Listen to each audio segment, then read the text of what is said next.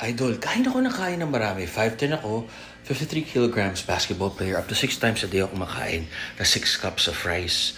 Ang rice carbohydrates, lakas yan para sa binaburn mo sa basketball. Lalo na kung di ka bangko o mahilig kayo mag-training, first 5 ka, babad ka, cardio yan, malupitang cardio yan. So, to build muscle, kailangan mo mag-stimulate. So, kailangan mo mag-lift ng weights. To gain weight, kailangan mo mag-lift ng weights.